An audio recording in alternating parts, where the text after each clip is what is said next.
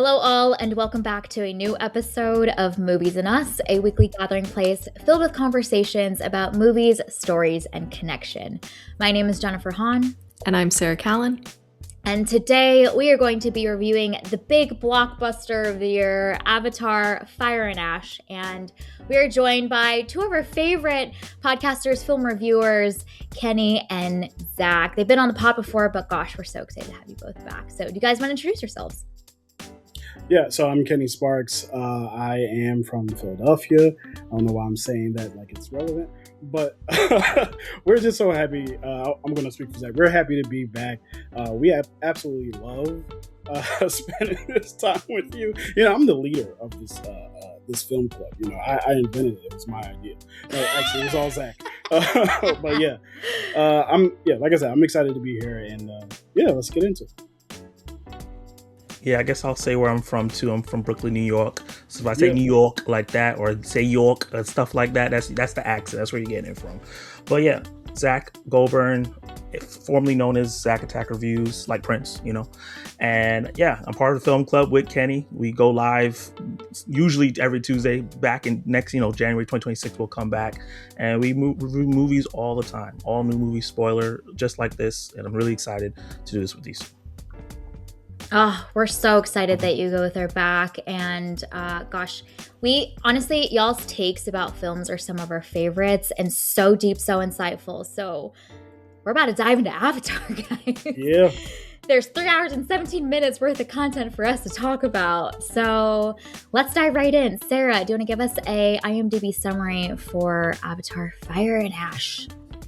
Jake and Neytiri's family grapples with grief after Neteyam's death, encountering a new aggressive Na'vi tribe, the Ash People, who are led by the fiery Varang as the conflict on Pandora escalates and a new moral focus emerges. Oh, okay, IMDb, a new moral focus emerges. Okay, see you. Let's start with our one-sentence summaries and movies in a tradition for Avatar: Fire and Ash. Zach and Kenny, I'm excited to hear y'all's. Yeah. The only 3-hour movie with a white savior complex that I'll sit through more than once. Yes. So good. That's awesome. It's actually very similar to mine. Avatar: Fire and Ash is an incredibly ambitious film that will entertain you to no end while testing your tolerance for ignorance. Oh my God, so good. Yo, we got feelings about this movie. I'm so excited. I'm so ready. Yep. Sarah, hit us with your one-sentence summary. My summary is, never underestimate a strong, independent woman. Oh, yes. Amazing. My one-sentence summary is, can we pinky swear to create the next Avatar movie with better character arcs? I like that. That would be great. I like that a lot. Yeah. Yep. Yeah. Okay, let's dive in. We're going to share our high-level thoughts about Avatar: Fire and Ash. We won't spoil the movie quite yet, so we're going to give a spoiler later, but we've got some thoughts about this movie. I would love to roundtable for everyone to share, one, your relationship to the Avatar franchise in general, pre this movie, and then how did this movie land with you, given that context? So, Zach or Kenny, do you want to start us off with, how did this film land with you? How do you feel about the Avatar brand in general by James Cameron? Rock, paper, scissors?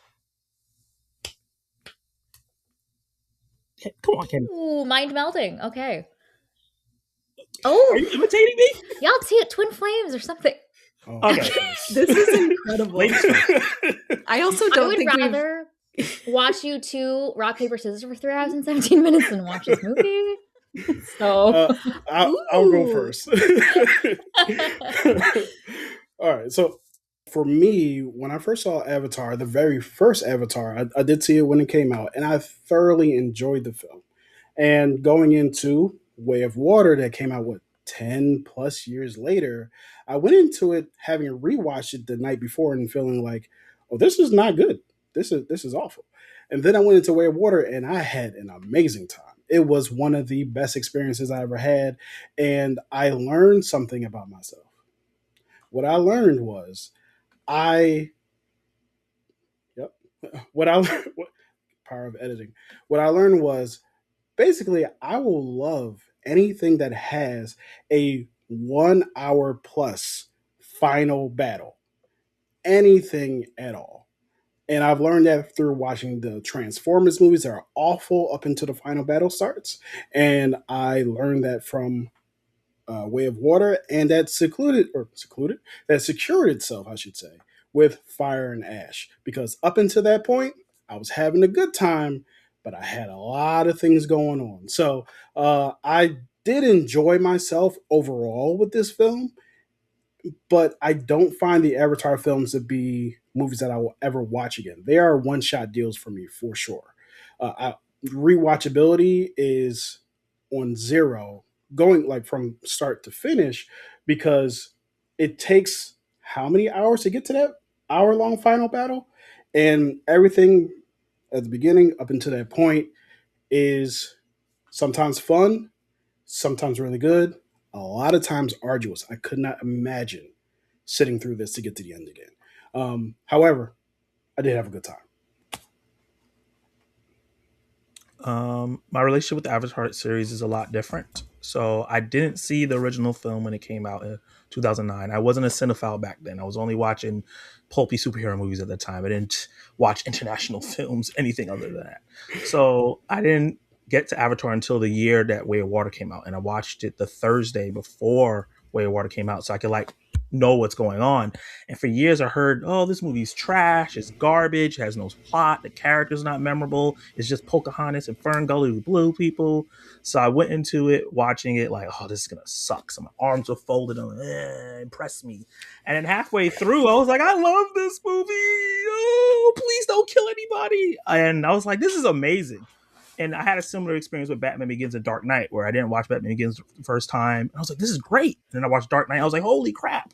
So then I watched Way of Water, and I was like, "Holy crap. This is the first 3D movie I ever loved." I hate 3D movies, but this was like amazing. I felt like I was touching the water. I was swimming with the sexy blue people. It was great.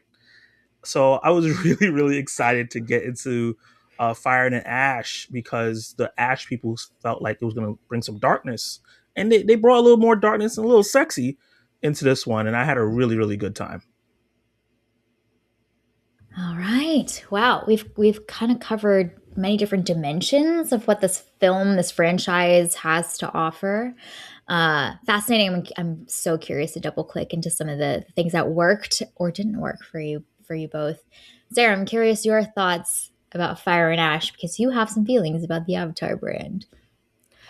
Yeah, so I did not watch the first Avatar when it came out. I I don't know why, but I am somewhat of a contrarian, and if everybody is like, "Oh my god, this is the greatest thing ever," then I'm like, "Nah, I don't really want to watch that." And so that's what I did with Avatar, and I didn't watch it until many years later. I think we reviewed it on the podcast. I think that's why I watched it, and then watched Way of Water. And they're fine. I don't love the franchise. I think they are stunning technical achievements and these like things to marvel at, but the story to me is just kind of vanilla, kind of uninteresting, and like they will do interesting things and then I'm like they don't take it as far as I wish they could. And I think that's my main frustration with Fire and Ash is they introduce a lot of really interesting things, interesting people. I am all in on the Ash people. They are fascinating. I want to learn more. But they don't go, I think, as deep as I wanted to. And there's all this creativity in this world, all of this lore, all of these creatures. Why is your story so vanilla? Like, why can't we use the same creativity in our screenwriting as we do in every other part of this movie? So for me, it was okay. It was entertaining. It was too long for me, but it is a marvel to look at. There were a few shots in particular that really took my breath away. So yeah, just It was okay. Not going to be my favorite film. Wasn't the worst time. It was all right. So Sarah's kind of like you had a good enough time, but you demand better from the screenwriters. I have a complicated relationship with the Avatar franchise because I want to hate this. I really do. I think it represents like a cheap form of spectacle making for the masses that I'm like, gosh, we deserve better. But I must admit, I have a really good time in the movies. So I really got swept up in the first movie. I think at the time, just the technology was so immersive, and we could be in a world while still having the rawness of the human expression because of the way that they've done the post production on it. That I thought was so exciting. I wanted to hate Way of Water, and I had a really great time.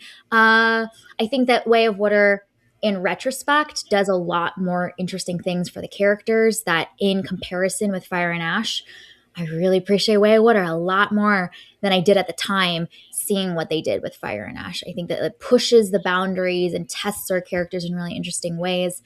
And I kind of feel like Fire and Ash is a rehash of a lot of the same themes, the same character struggles, without the catharsis that we actually do get in Way of Water. So there's some characters that I absolutely love, especially with the children that are grappling with some really real things, but in Fire and Ash, they don't actually get to showcase that growth, that change, that transformation that's really satisfying for the characters. So, specifically Kitty and Loak, I'm waiting for them to like have their moment, and I think the film's not interested in telling that story. It's doing more of the having the action figurines collide with each other for the most part, and I think that works against the film versus let's just give us some really great character motivations, scope it down a little bit, and I think we could have gotten a better movie. So in general, I think After Fire and Ash falls into the same category that I think a lot of blockbuster spectacle films do, which is they're all show and no substance, and I think the substance actually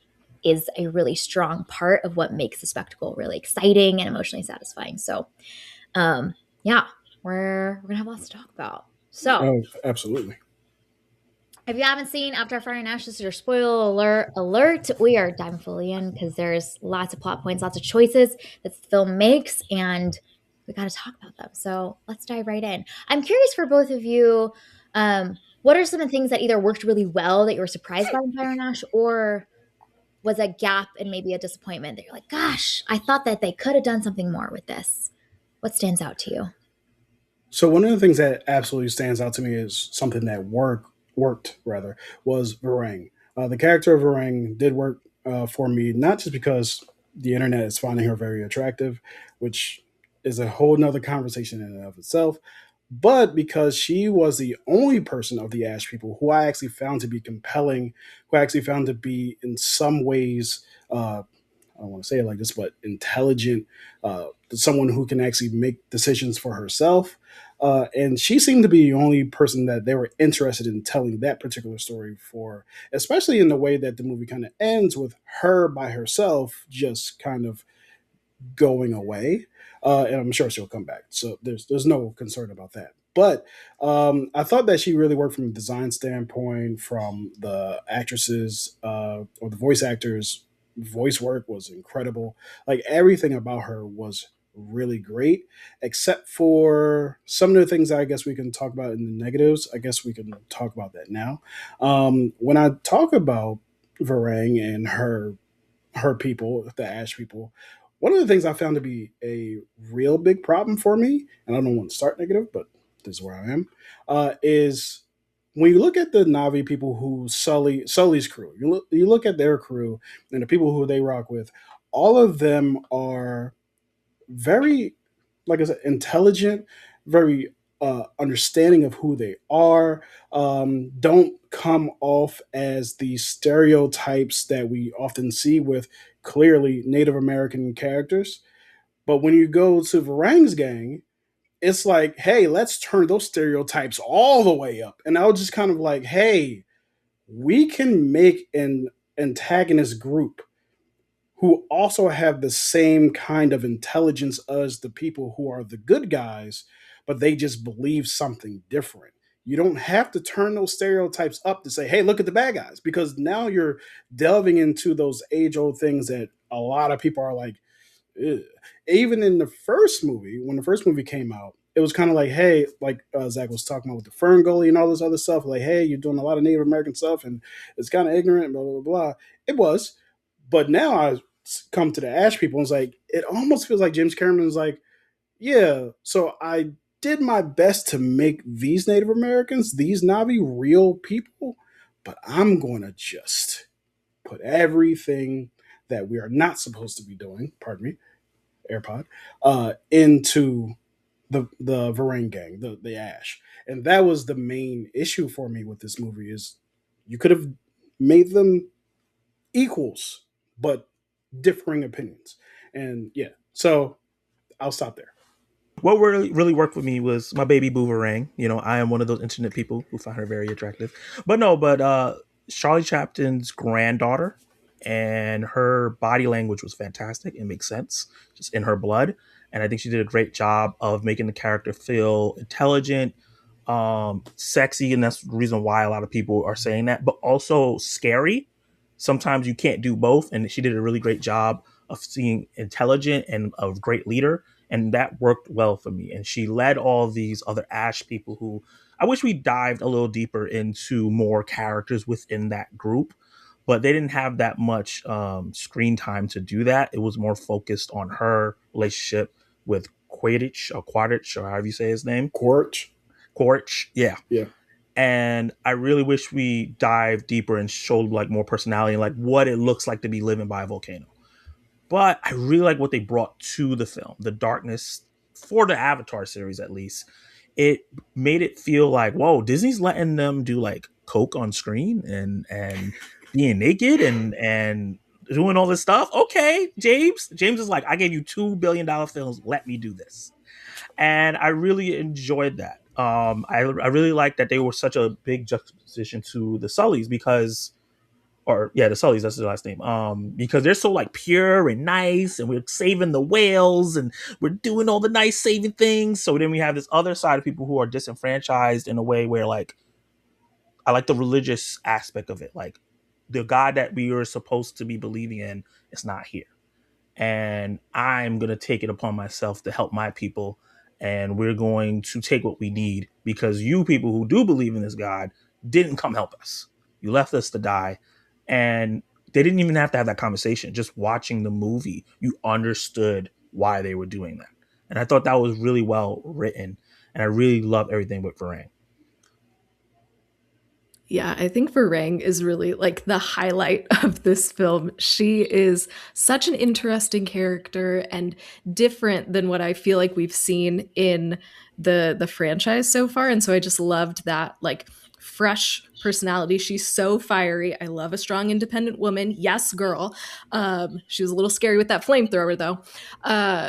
But one thing that I wish that the film did, and it almost like teed it up but didn't go anywhere with it, is Varang and Kiri did the same thing.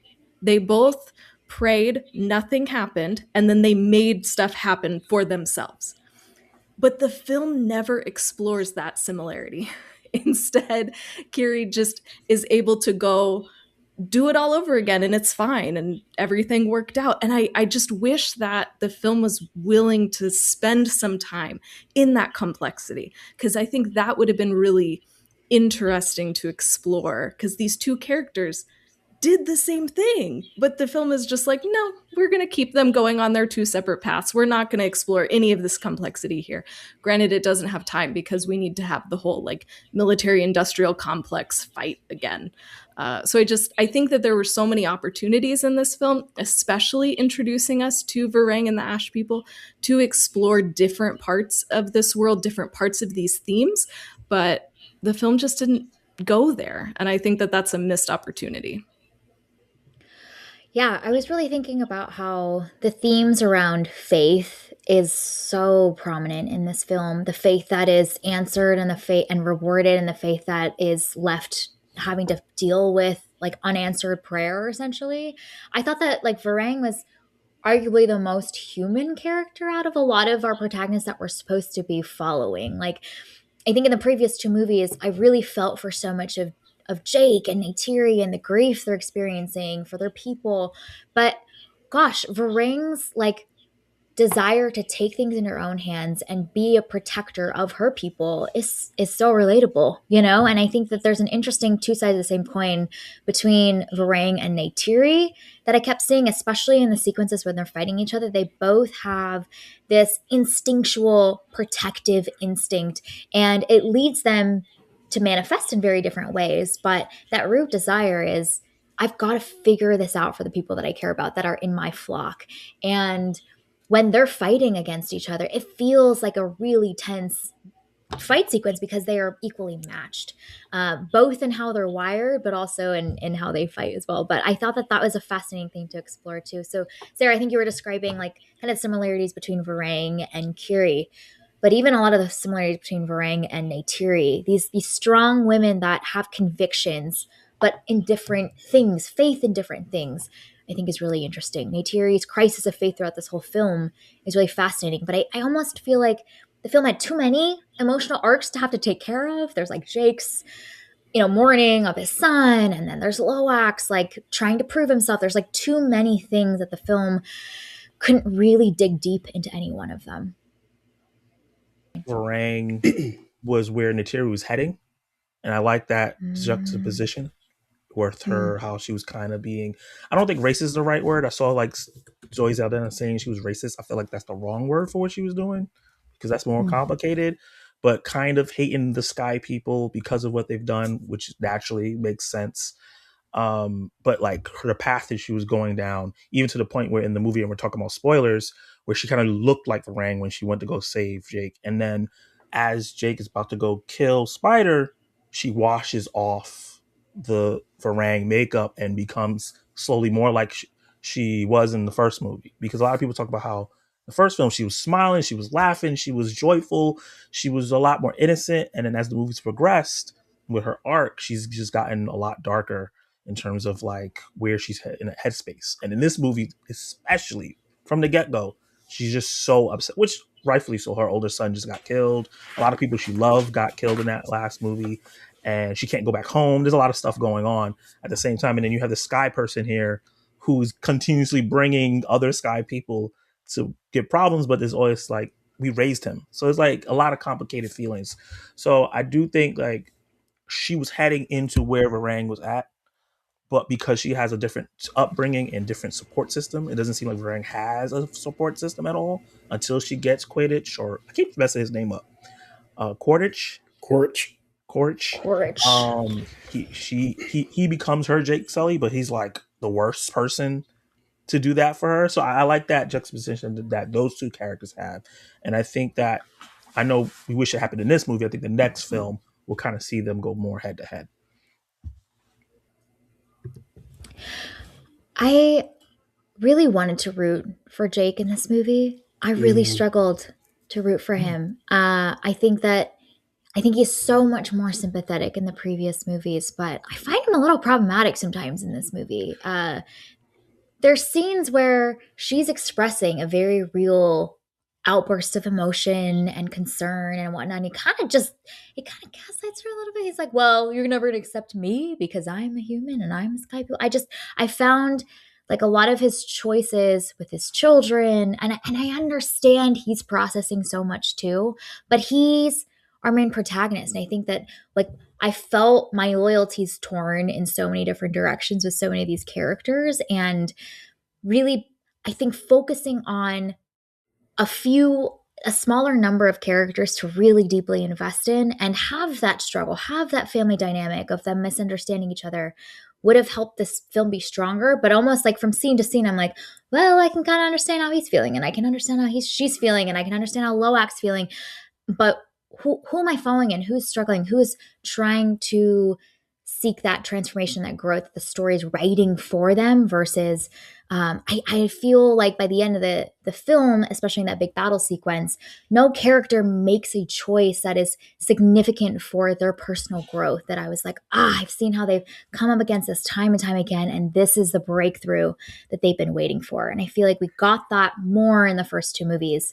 And I think this film's missing a little bit of that. So I struggled with Jake's character especially. And I feel like I was supposed to be following him a little bit more than I felt like I emotionally could buy into him a little bit. I'm curious y'all's thoughts on the Yeah, journeys that our characters go on. I'm with you on that, especially when it comes to Jake. I remember, so I usually break the cardinal rule, especially if like no one's in my row. I message Zach during movies that I know he's seen that I'm watching. Say Jake is tripping. Like so, Jake for me was like when we first see him almost. I think Noak or Loak, one of the Loak. two. No, which one? Loak. Yeah. Yeah, I think Loak approaches him, and he has a bow and arrow with him, and he just throws the bow and arrow down. I'm like, hey, what we doing? That's like he basically dismisses like their entire culture, but not entire culture, and he dismisses that part of their culture there. But you find like throughout the rest of the film, it's a lot of like AWA, whatever, like whatever to a lot of parts of their culture, including the title that was bestowed on him. He's like rejecting all of it, and I get that he's grieving for his son who he lost, but at this point, he's been with these people for 15, 20 ish years. Probably not 20 because 15, 20 ish years he's been with them. And I would think that he would be a little bit more sensitive to the culture that one, he became the chosen one of, and two, who he's married to someone and has had children with someone doing the customs that they do. And I was like, this is like a very sharp turn from like, I understand that you're upset, but the way in which he communicates with those people, with the people, is a little weird. Yeah, so that's one. But as far as your question of people's arcs towards the end and how you kind of feel like some of them may not have grown as much as you would like, I agree with Zach on the arc of Natiri. However, one of the things I found to be really funny, just from like an observational standpoint, not like a critique standpoint, in Way of Water, is that these disobedient children continue to fail forward. Like every single time Jake, rightfully so, is like, "You need to stay here." They immediately go, and you even see Loak's older brother like he dies because of his decision. So one of the things I found really interesting in this movie is like someone's like, it wasn't your fault. It was though. So I'm not sure what we doing here. So in terms of that, but I say all that to say this: when we get to the end, final battle, you have his little Loak's little sister, the tiny one, the adorable tiny one. Tuk tuk. Yeah, they leave her behind, and I'm like, what are you doing? And then you have this little girl. I'm like, she's going to get kidnapped. And what happens? She gets kidnapped. And it's very like, have you learned nothing? Like, this is insane. So that was one of the things like with Loak, I was just kind of like, was I supposed to think that he had grown in this movie? Because he's still doing the same things. And all the kids are continuously putting themselves in danger. They may bring the thing that helps win, but it's some of the most reckless things I've ever seen. So yeah, that's kind of my wrestle with the characters by the end. In terms of me, I sympathize with Jake a lot in this film. I think that I thought some of the brilliant writing, because there's some weird writing in this movie. The brilliant writing is the father worrying about the macro while everyone's worrying about the micro. So, Natari's worrying, it's not like it's small, but small in the grand scale. She's struggling with this loss of her son and everything like that. Loak is trying to get recognition for like, I can do this. But he's like, we need guns. We need bombs. We're fighting people with giant machines. I know that you guys believe in Iowa, but I've been here for 15, 20 years and she ain't show up. So I need to protect my family, all of you guys. And yes, I need to be paying attention to my wife. She's grieving. Yes, I need to pay attention to my kids because they're reckless. But if I do that and I don't get the guns and stuff that's going to protect us from the big bads, we're all going to die. And a lot of times in real life, that happens a lot where a father or husband will worry about the macro so much, but needs to pay attention to the micro at the same time because he's losing in touch with a lot of those things. And slowly in this movie, Jake was like, my bad, hug. You are going through a lot, and I shouldn't have said that right there. He recognizes Loak because I think you say the kids are reckless, and they definitely are, but I'm not looking through a point of view of like, in real world here now, they will be reckless, but in Pandora, I don't think they are because they don't get to be kids in this world. They don't get to go to school. They don't have playtime. They're under consistent threat, so they have to act like adults, even though they're not. And Loak 2 times have done things. Yeah, his brother got killed, but his brother may have gotten killed anyway because people are trying to kill him. He saved people in that last movie, and he helped save them again here. And I like that Jake was able to recognize, like, hey, instead of pushing you to the side, I need to bring you closer and let you do more so you don't mess up or we're not dysfunctioned and stuff like that. So I like the dynamics there, and I felt like it was more realistic that in this situation, not like real world. Like, because if it was real world, I'm slapping up Loak. Like, get in your room, go with your little sister, get in your room, go play video games, don't go nowhere. But here, where is more of them and less of them, it makes sense for him to go out and try to find help and connect with people. And he brought these giant whales that came to help because the whales would have been slaughtered. He ended up doing a lot that was positive for everyone in the movie, and I like that. Okay. You okay? You never know what's Sorry. going to happen on the podcast. I really like that dynamic that they showed here and how human it was. I think the Sullys have, some of them are half human, and I think that it shows how different they are because they're either human or half human, with like Loak almost killing himself. I thought that was dark, and I did not expect the movie to go there at all, but I totally understood because he's also grieving his brother and he thinks it's his fault, and now his dad's like, yeah, it is your fault. So I really like all those aspects. I like that they showed all these different things that they were struggling with, and then they kind of touched on those things a little bit in the movie. I do agree, though, they could have gone deeper on all the aspects there, but also I don't think the movie makes $1 billion if they do, unfortunately.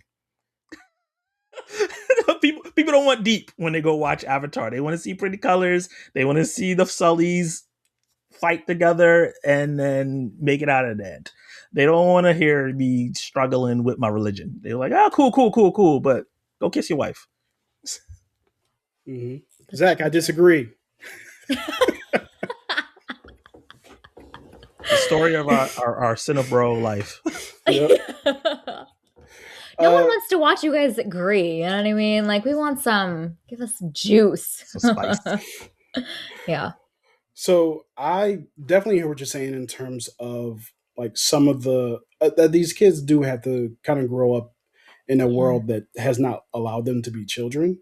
However, I do believe that there is still a lack of growth that they have not achieved. Because even like specifically with the little sister, I would have been fine if they were disobedient and then went to, and also obedience is not like a big thing for me. Be disobedient, especially if you're saving people's lives. But like, but if you take your sister with you while you're being disobedient, fine. That shows me growth. You're not just being reckless and leaving the little girl behind. Like that to me is still crazy. I thought that he was going to leave someone behind with her. He just left this child on the dock. And I was like, what are we doing? And the fact that she swam down there, I was still like, what are you doing? But yeah, so, and I have to kind of disagree with the circular logic of the brother could have died anyway. I'm just like, no, if your decision kind of caused your brother to die, you can't. He might have died anyway. Me like that can't, that doesn't work with me. Like that's wild. However, the things that he did do, where he was defiant and bringing the gigantic whale folk with him, that was crucial. And even with I forget the young lady's name who was communicating with AOI or thought she was. Um, when she went Sigourney on Weaver. underwater, yeah, Sigourney Weaver, yeah, Sigourney Weaver. That is crazy to think about. When she went underwater, it was like, hey, I'm gonna do this because people need help. I get that. That is a classic. That is a wise decision for her to do because she's like, listen, people are dying. I gotta I gotta risk it. I have a whole nother issue with AWOL, but I'm not gonna hold the mic right now. So yeah, you guys go ahead. Okay, let's hear some responses, and then we got to circle back to Kenny popping off about AWA at some point. I would love to hear your qualms with Mother.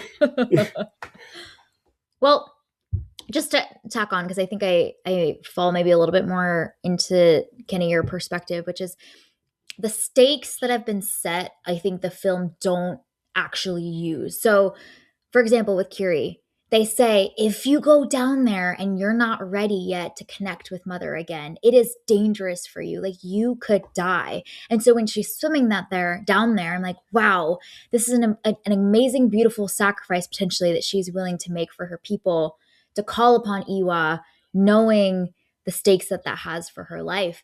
But I would love to see. I mean, she's gonna survive no matter what because once again, it's Avatar. We're not going there to watch something really that tragic. But I would like to see her be unconscious or at least struggle or like I think that they could have played up the danger of what she's doing a little bit more. Let that moment emotional beat sit, then have Spider whoever come and help like be together. I loved the togetherness of how like there isn't just one hero because I think we do that too much in American stories of like the one hero saves the day. It's like no, actually you need people along with you. You need your little sister, you need your brother to come and be with you to do this really hard thing. I loved that. But I think the emotional beats and the stakes of this is really dangerous. You know, there are real ramifications to her taking this action. They could have played that up a little bit more to add to that sequence, which would have added to also the character's choice to say like I don't it's not about me, I care about the larger good, which is so much a part of Kiri's character. But gosh, play that up. You already had a character say that like two scenes earlier. Like kind of take advantage of that a little bit more. Yeah. Yeah, just very quickly, my complaint about Jake is while we're piling on to Jake for a minute is, and I had this thought while watching, is why am I following this man? Like his wife, badass chick. She's so cool. I want to follow her and just learn everything about her. Varang, so cool, so dynamic, so interesting. But no, our protagonist is Jake. And I don't know, he's so boring to me. And he's not even like the decisions that he makes, like when they're like camping for the night on that riverbank and they're all exposed, and I'm like, bro, you're a marine, what are you doing? Like you're not even good at your job. So like I feel so uninvested in him when there are all these really cool characters around him. And I just throughout this movie I was so annoyed. I was like, Jake, I don't want to see you anymore, buddy. Like let me see these other people who are way more interesting than you. But I guess that's my hot take about Avatar is Jake is boring and vanilla, and I'm interested in following him. Show me everybody else. Yeah, I think Jake has it. I think Jake has his moments where he's really awesome. Like his heroic feats are actually like interesting, but it Mm. takes a while to get there, and it's usually in that final hour long fight scene. Like in the Way of Water, I remember he and Curich were finally face to face after all this stuff in the water. And it's like, well, let's get it done then. I love that. When he said that stuck with me to this day. And then they just start fighting. Mm. It was awesome. And that's another relationship we should definitely touch on is Curich and Jake. Because one of the things that I really enjoyed about the film is how much they had to be partnered together because of their love of Mm-hmm. Spider. I thought that was really interesting, and I love the fact that they didn't make it towards where Courage is so cold hearted that he'll kill his own son. Like like they do that so many times. Like we saw that in Predator, Badlands. Like, he was like, just kill him, you know. But that worked for that movie, so it wasn't an issue. But I do love that even in the end, when Jake has to pull Courage and Spider up, despite the fact that he just wanted to drop Courage. I love that they get to that point where they're laying next to each other. It's like, well, are we about to fight again? Because I don't think this is the appropriate time to do that. Which is funny because I saw a meme on Threads where they said Avatar is basically Courage and Jake saying same time next week. And I absolutely love that because it is really like when you look at it, it's Jake Jake Courage, which they're the mains. So, yeah, but I do agree with you. Jake is usually not that interesting until you get to the latter parts of the movie. Yeah, I really like their relationship, especially with interesting with Jake's like, now that you are one of us, a Navi, I want you to come here. Like you're not even that person. You're kind of a clone. You can start Hmm. fresh. And I think that he keeps going like, maybe. But he has like that hate in him so deep from that memory. But then he tasted a little bit of a rang and he's like, you know what? I understand, Jake. I get it. I get why Mm. you did this and you stayed and you got all these kids. Cause this is crazy. So I think he'll I think what they're gonna do with Spider and where I think he's going, because I think he's going to Anakin Skywalker route, especially after what Jake almost did to him in this movie. I think that Mm. he's going to slowly switch over this way, and Spider is going to switch on the other side. And I think that's going to be interesting. Where you say, he's not cold enough to kill his son, but his son might end up being cold enough to kill him. And I think that's where we're actually heading, and we're going to be swapping these two, because I think Courage is like, these people don't respect me or care about me anymore, but the Sullys and the rest of the Navi are so forgiving. They're so cultured. They're spiritual, and they're warriors, and he respects that. I think he's going to slowly switch over that side. While Spider's like, I'm always going to be a sky person to them, and no matter what I do, they're going to feel like I'm a danger. I need to go back to maybe people that look like me because they almost killed him for their betterment. And I think that's always going to be in his head. It's like, yeah, you stop now, but what happens if Hmm. I get another power or I access something else and I keep Yep. being a danger or I get captured and you have to choose, hey, everybody being able to breathe our air or we kill you. What are you going to do at that moment? So I think that's going to be really interesting in the future. Zach, I had the exact same thought during the scene where Jake is going to kill Spider because immediately I thought about the scene in, I think it's either episode 7 or 8, of showing Luke going into uh, what is that man's name? Kylo Ren. Yeah, going into Kylo. Yeah. Is that same thing with Luke going to Kylo Ren's little den thing and holding the lightsaber towards him, and then deciding not to. I had the exact same thought about Spider looking at Courage later, be like, "I need to go with you because they almost killed me for something that was not my fault." And I think that you are spot on. Because I believe, I don't know this for a fact, that the next one's supposed to be like a huge time jump 8 years. and 8 years, and I'm like, hey, that's not a bad idea. That's not a bad idea at all. So yeah. And I love, Zach, the point that you I had think you're earlier muted. around micro and macro, because I think that actually is like distilling down something that's a very real tension point for the characters in this world. And I really hope the next films explore that a little bit more, because I actually think the previous films play up that tension a little bit more of like, how do I protect my own children, but also we got a bigger thing to fight against, and they are in danger, and how do I reconcile with having to mourn my child but also continue to fight. And I actually think that the opening first act of this movie really didn't work for me. I'm like, I don't know what we're doing, what's our goal, what are we trying to do. But the emotional beats of the opening is really, I don't know how to take care of my flock and also figure out what I'm supposed to do next. So I think that the tensions of the macro battle that they're fighting, but also for the Sullys, them having to protect and care for their own family relationships, that's an interesting struggle, and that's one where there's no right or wrong answer. That's where the like morality grayness with Spider comes into play too, of like, do I take this one out that I love so deeply to protect the masses of my people? How do you even like begin to think about a decision like that?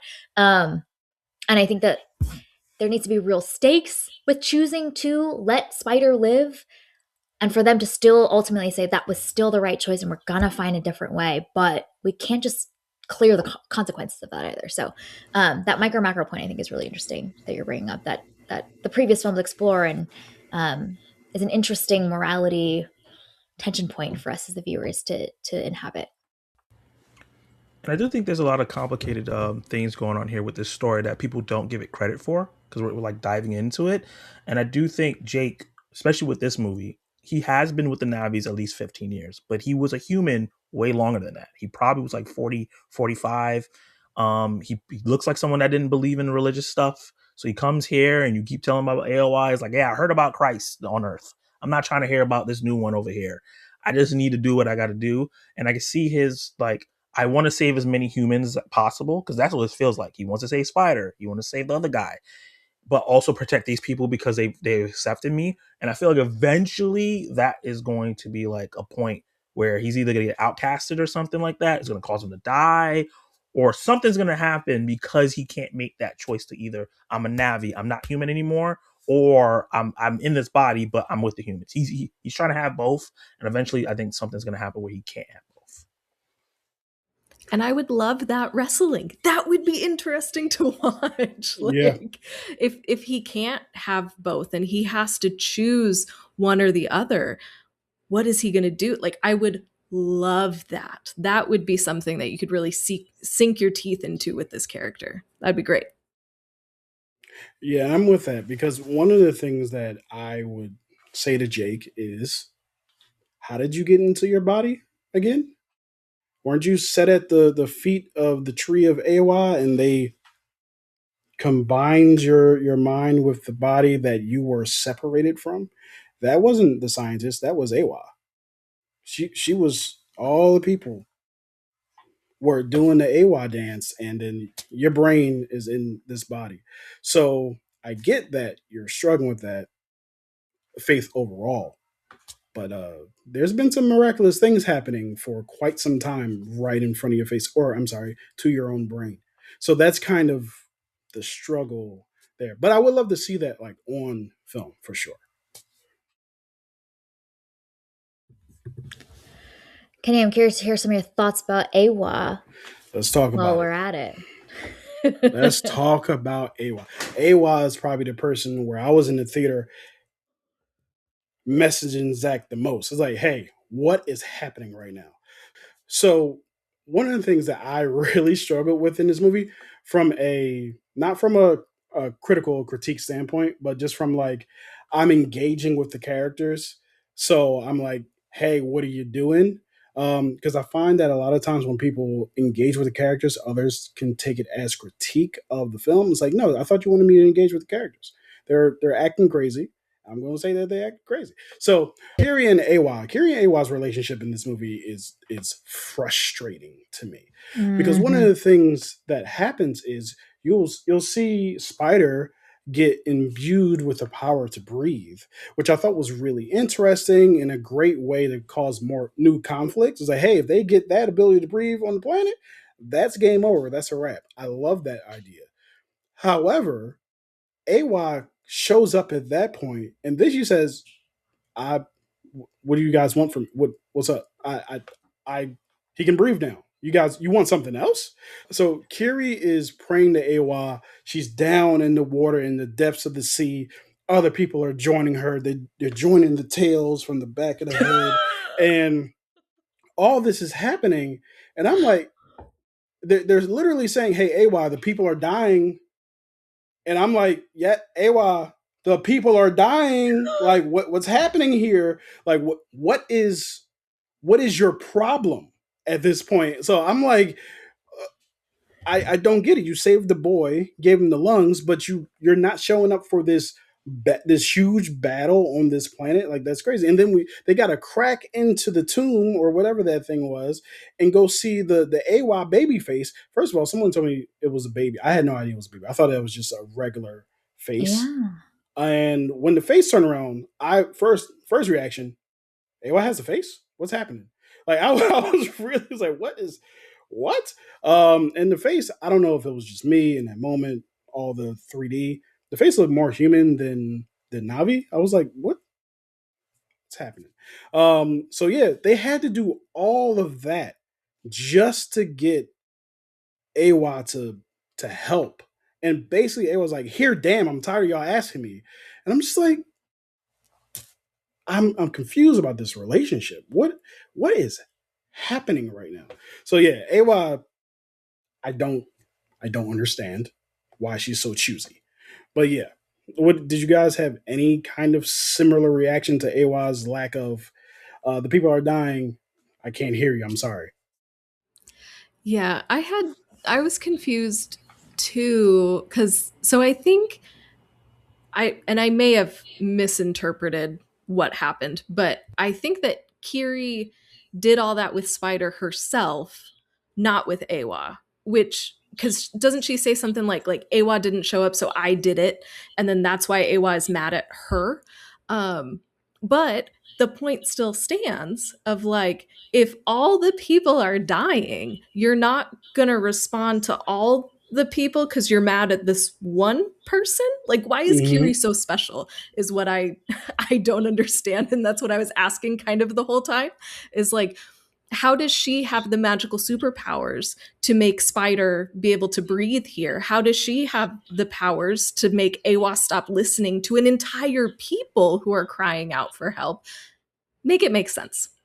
Yeah, and one of the things that the reason why I was so confused, and I actually saw it a different way, which I think that your way may be more accurate than mine, is I've grew up in religion, Christian home, all that other good stuff. Long story for another day. But I've seen many a time from the perspective of a lot of people where they'll say, "Hey, where were you? I'm trying to help you. I did this myself." When in fact, no, I actually gave you the ability to do that. So you saying that you did this yourself, that doesn't make sense. Like, how do you think that you got that power? Like, I gave you that power. So you telling me that I did it myself is like, hey, what are we talking about? So yeah, so that's kind of like the perspective I came from. Like, hey, well, you did it before, you can do it again. The people are dying. Help me. Like, yeah. I do think it might be what they're tackling here could be similar to a real life faith in terms of like people are dying in the real world all the time, and if God Hmm. is does exist, He's not doing anything for a lot of Yeah. people. And I think that's maybe the aspect. That's why AOI turned around with the side eye, like, "Are y'all in my realm right now?"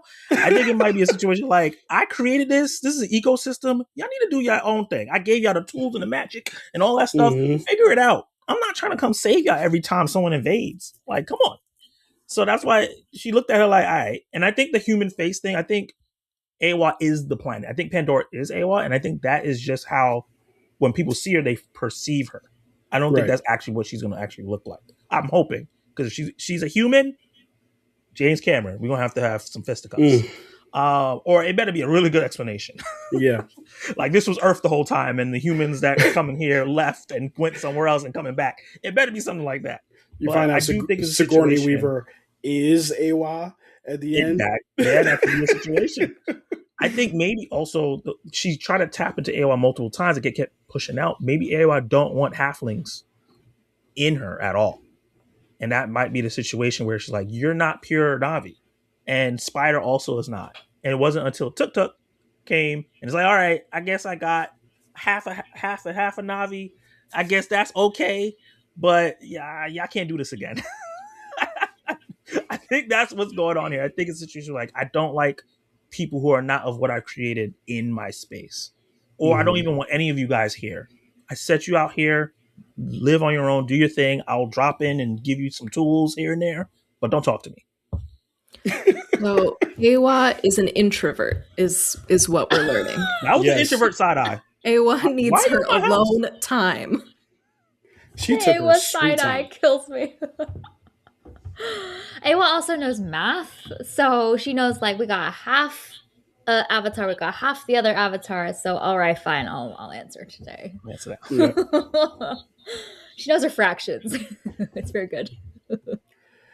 I'm curious what you guys think of now. I know it's going to be a time jump, but at the end of the movie, I felt like, oh, well, that wraps up the humans' involvement on this planet. Of course, they can send more, but it very much seemed like the weird, like, sea boat guy with the metal arm who was like poacher dude was like, man, the lack of humanity in some of these characters, realistic, but Lord, did I want them to die. But yeah, arm dude and everybody else, the base, everything seemed to just get defeated and turned away. So at the end, I was kind of like, oh well, this is over then, right? Other than Varang and Quaritch, who, if you think that Quaritch died, you have not been watching movies. Uh, Yeah. yeah, so I'm curious at like what you thought of what seems to be the end of that part of this story. Yeah, I think Cameron said that there's going to be multiple sagas within the story. He has, it's supposed to be like three parts each. So I think this may be like the initial human invasion issue. They're done now. This 8 year jump, and now it might just be eternal because there's supposed to be another clan coming in. I think it might just be an eternal thing where it's like now it's just the Navis just fighting amongst each other and figuring out, because like we saw Ewa and we know how to access her. It might be a fight for Carrie. It's like if we Mm, control her, we get access to the Ewa, and then we get the resources we want. That would be yep. very interesting as well. It could be a situation now where we're just seeing all the people fighting each other, because even though they're all Navi, they're all slightly different. The water people look a little different. Obviously, the ash people look a little different, and we Mm, know what happened in real yep. world. Even though we're all humans, but we look slightly different, there's infighting. So I think maybe that's where Avatar could be going, and maybe the next, if they do another next saga, is another 3 movies. Everybody's older, and now we introduce maybe like an air clan or something like that. He wants to do all the elements or whatever. I could see them going that direction. I would love that. I'm so sick of the military industrial complex part of this franchise. I don't want to see any more of it. Like I'm I with you. want to explore other parts of this world. Yeah. The wind traders come in and that was so magical and I'm like, take me with you. Let me explore this world. I want to see what else is out there. So I think a situation like that, if we take out the military and the colonization part of the story, that frees up a lot of runtime to explore these other people groups, actually have some more Ash people that we can get to meet and have them have full rounded personalities and things. Hmm. That would be lovely. The other thing that I would love to see in a future film, and I kept thinking about this throughout watching, is how how is all of the machinery, the hardware, the bombs and explosions, how is that forever altering Pandora? Because you can't have things like these giant ships just degrading at the bottom of the ocean and not have something happen. So I think that that could be a really brilliant way. Like if things start dying and they have to figure out why things are dying, and it's because of the environmental damage that has permanently destroyed the ecosystem because of these human invaders. And that would be maybe an interesting way to get at some of these same environmental themes without having to like rehash the same thing over and over again. So that is something I would like to see. I agree. Yeah. And with it being a 10-year time jump, I would actually like to see Sully take a back seat. And for Loak and Nateri, or Loak and Child Sigourney Weaver, Kiri. Got you. for Loak And and Kiri Yeah. to kind of like take center stage. I think Mhm. that that would probably be the best for the story because, it could turn out that I thought that Jake was dying at the end of this movie. just because Loak was the one narrating the story. Usually, when that happens, it means the person who's the main character is dying, and they're telling their story because they die and blah blah blah. Hey, we liked our dad, that kind of. It was a lot of we love our dad. Our dad was cool. He learned this and he taught us this, and all this happened, and this is how he got there. So it was a lot of that from Loak. So to me, I thought he was like memorializing him. Turns out that was not the case. But yeah, I would love to see that kind of happen um, in the next film.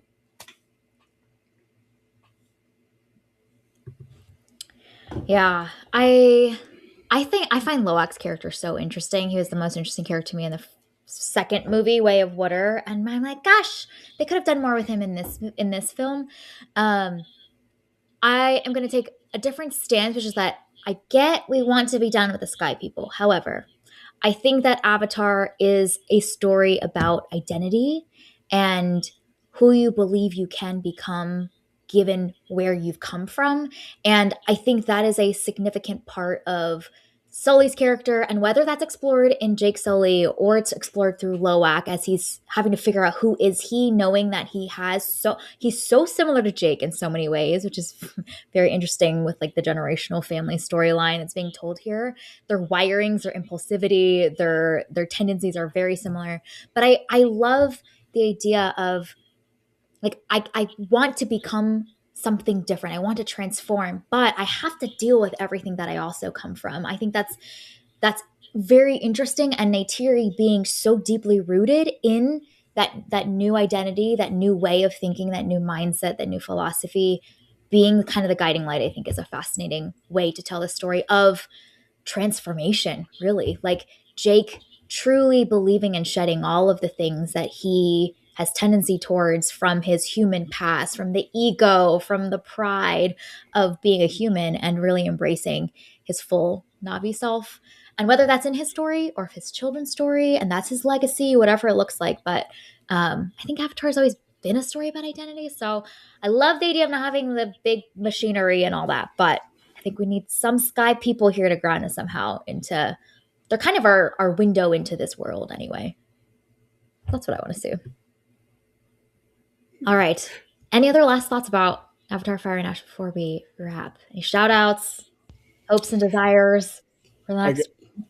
Zach, you look like you want to say something. Good. Go So ahead. I know we've been up and down with the movie and criticizing it, but I want to praise the hell out of it real quick, right? I am a maximalist lover of film. Like Everything Everywhere All at Once is my favorite movie because it throws everything at me. And Avatar Fire and Ash is one of the best blockbusters I've seen in a long time. There's actual color shading and shadows and like filmmaking prowess in the visual aspect of it. And when you watch a lot of these movies that cost $100 million, we don't get that, right? Even in my favorite Marvel movies recently, you don't see this brightness and colorfulness. Like if I look at Superman versus this, Superman looks terrible. Comparing visually, not talking about story wise or characters, just visually wise, that looks terrible comparing to how this looks. The water looks amazing and real. The fire looks amazing and real. The scene where they're all fighting and the fire ash people come and like the not the sunset, what's that thing called? The eclipse comes. That was amazing. Like the eclipse comes, the fire and ash people come over. I thought that was one of the most beautiful scenes I've seen all year. So I think while I do want the story to mature, because I do think the dialogue with the kids is horrible. I can't hear him say bro anymore. Stop calling him bro. I'm tired of it. Everyone is a bro. Spider's a bro. Tuk Tuk's a bro. The whale's a bro. Your dad's a bro. Stop it. James Cameron, get someone that's at least 22 years old to come and help you write in dialogue. That's not how they sound. We don't say bro all the time. Because I know it's Cameron, because the adult dialogue is beautiful. So many great quotes among the adults. But when the kids start talking, I'm like, oh yeah, you're 70 years old. You don't know what you're doing. So I do need him to approve on that, or bring somebody in where he just directs and someone else writes the movie. But visually stunning, because we don't have fantasy movies. We don't have sci-fi movies at this scale anymore. Yeah. No Lord of the Rings. Star Wars has been gone for almost 10 years now when you think about theatrical sense. And I don't think it's going to look anything like this with the next film. So I just appreciate having such a big visual feast, something that uses 3D in the right way. I think there was a scene where I thought Jake was in front of me at one point, and I was like, yo, what's up? So I really appreciate this franchise for doing that because we don't have it anywhere else. All the deep stories, I'll go watch Hamnet and all these other stuff where I go cry and really deep think. I want to see some cool shit on my screen when I watch Avatar, and you give me 5 more of these, and I'm gonna be there. I'm gonna be there. That's my last Yeah. one. Yeah, despite my critiques of the film, I'm gonna be there every time. It's so much fun. It's so much fun. I think that there's a as a I am a movie reviewer. I don't like referring to myself as that sometimes, but I don't know. But You are. there is a like part of me like when I watch a movie, I'm just like I'm in, I'm enjoying it. It's amazing. And then when I think about it, I'm like, I don't know. So there is that like fight. At the same time, like I said, I had a great time. There is one mystery in this film that I Okay. think needs to be resolved before the end of this series. I'm Who is ready. this marine biologist? Where did he come Yo. from? Why is he Yes. important? And then he disappeared. What? Like an The RKO. hero of the story, okay? Right. Like, Yeah. significantly moves the plot forward. Mhm. Yes. It does I something messaged badass Zach in, too. yeah. I messaged Zach in the theater. I'm like, who's this marine biologist? And we're like, what's happening right now? Because I think it would have worked if he was sprinkled throughout the beginning of the movie and made like opposition to like what the antagonists were doing. But then he just kind of like shows up. No, I don't like that. And then that's him. Now he's in the movie. I was like, what is this? So we need to figure out who this guy is. And Well, where did he and go? my Where other did he go? He just There genuinely you go. leave. He's like, all right. And they just never Right. showed up again. my other question is because it's played by Jermaine Clement, who is from New Zealand.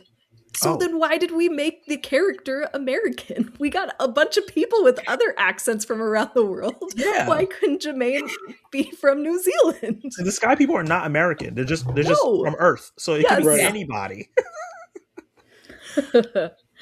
I watched this film with my sweet parents, and the whole rest of the movie after that, anytime there's a white man with scruff on screen that looks older, my mom's like, is that the marine biologist? No, that's an evil guy. He's driving a ship into the Navi.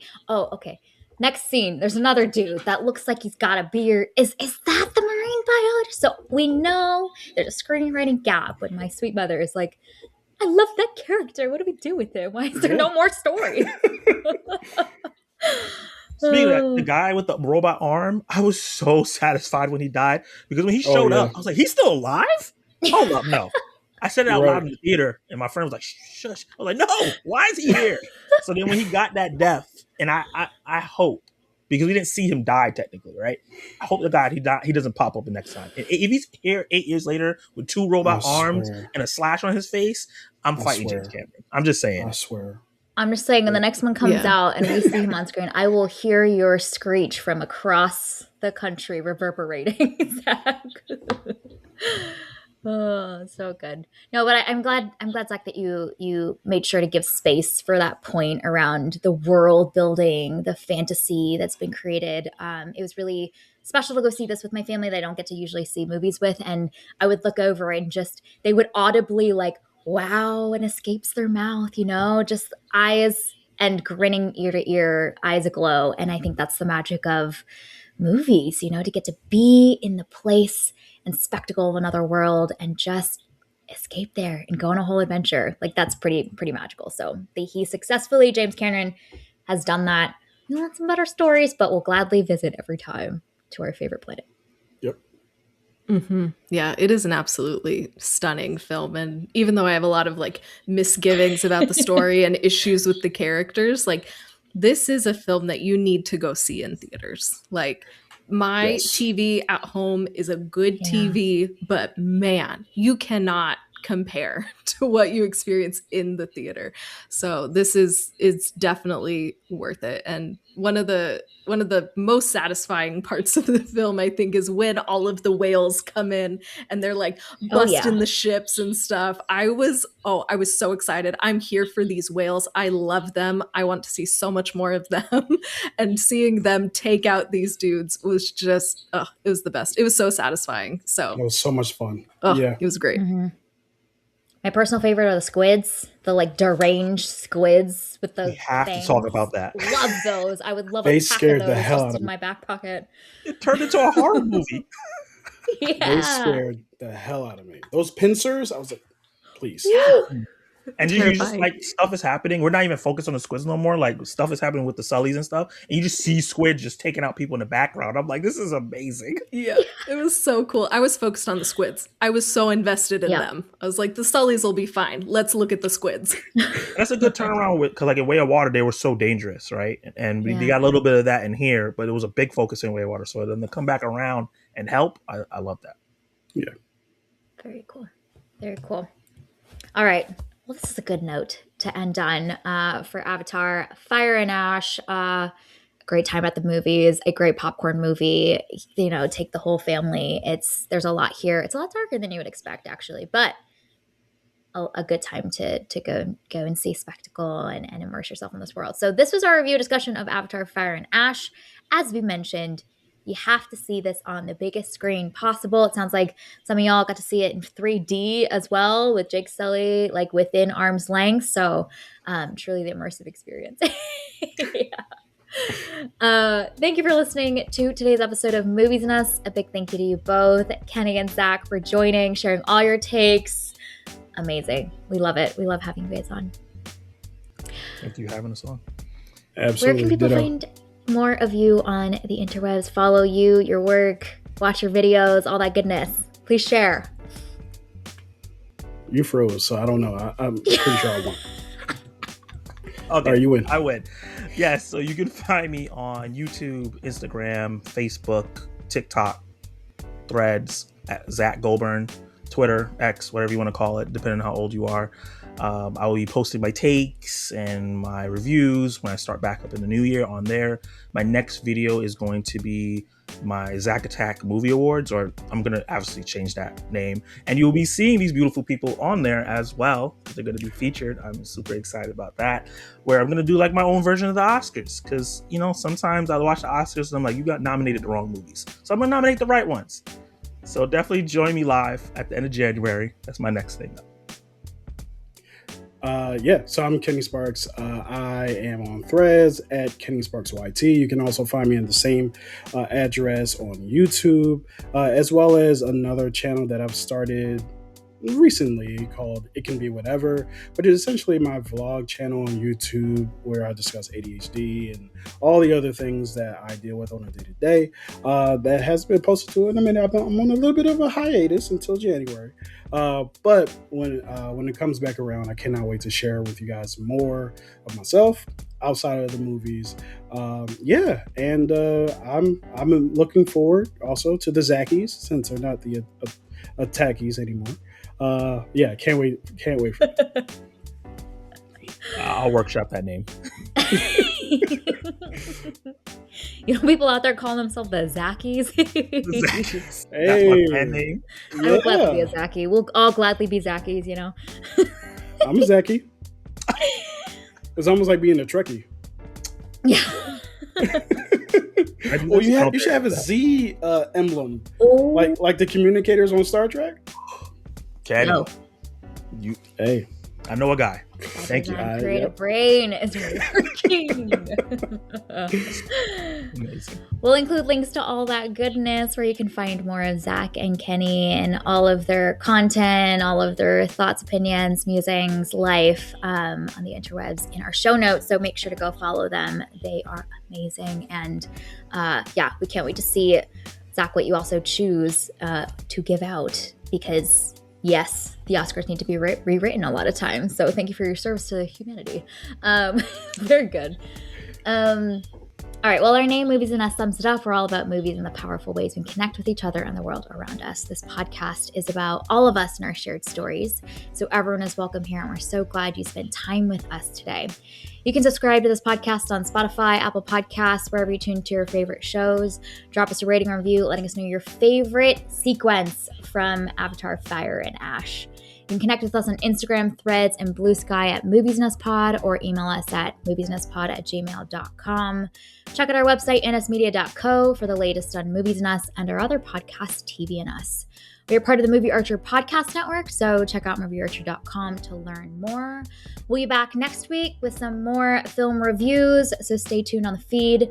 We hope you have an amazing week. I believe this is going out right before the new year, so Happy New Year, everyone, and we'll see y'all in 2026.